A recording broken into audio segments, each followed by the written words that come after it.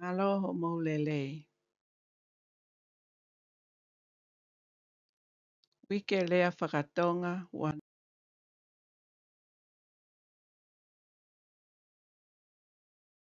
noa watolo.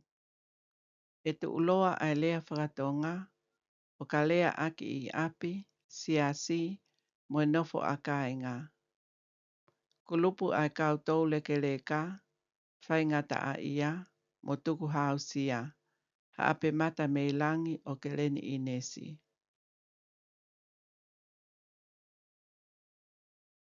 Ako kompiuta kia kinau tolu o toki kamata.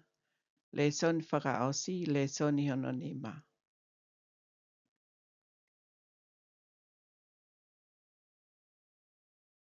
Koe ngahi mea te ke ako I he le soni hononima.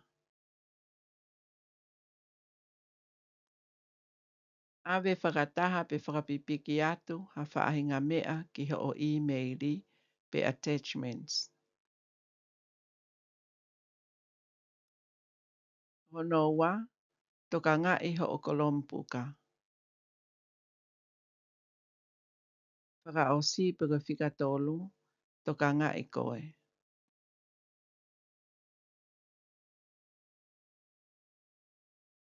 Uluaki, awe whakataha pe whakapipiki atu ha whahinga mea ki ho o e-maili pe attachments.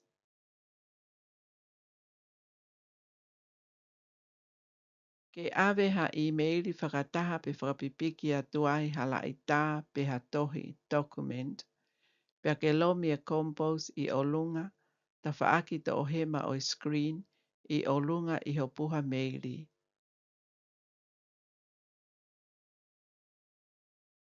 Pea e asi mai lewa ai ki puha fo o, ke whai ho tohi.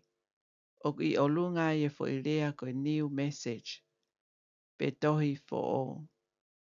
Hange tof pe ko ene asko eni. Whai lewa ho tohi, whakatatau ke whakahino hino he le soni hono whaa.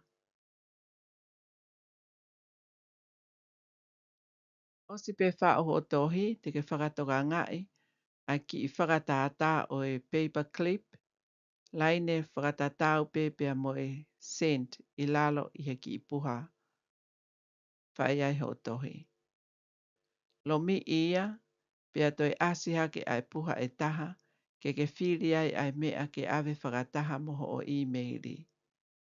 Whiri ai whaile, lo mi I ke highlight, pea ke toi lo mi I lewa ai open I lalo he ki I puha ko ia ta whaakto matao. Pea e asi hake lewa ai fwoi whaile na ke whiri, o whakapipiki atu ki he e-maili.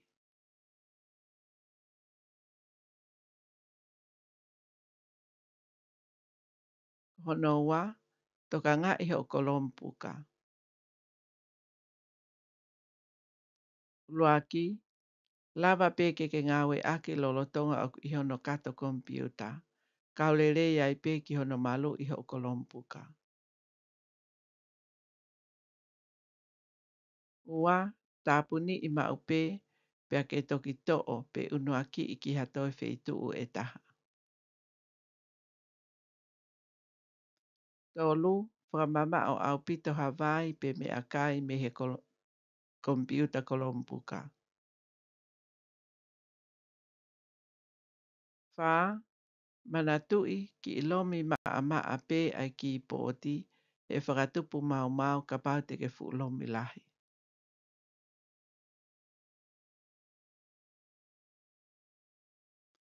Kono tolu, puka whakaosi, toka ngā I koe.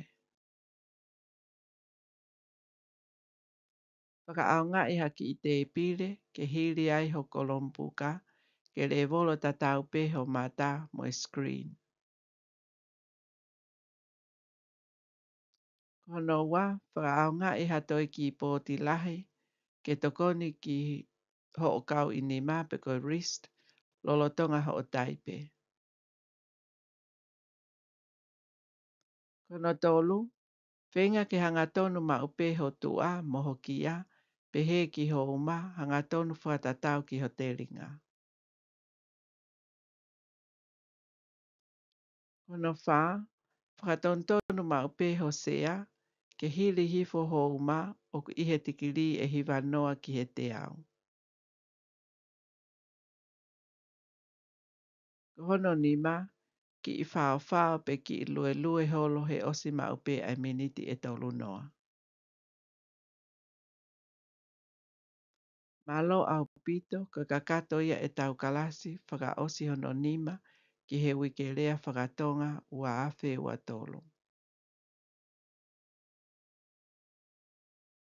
O whaatu, kulupu tau leke leka, whaingata a ia mo tuku hausia, hape mata meilangi o keleni inesi.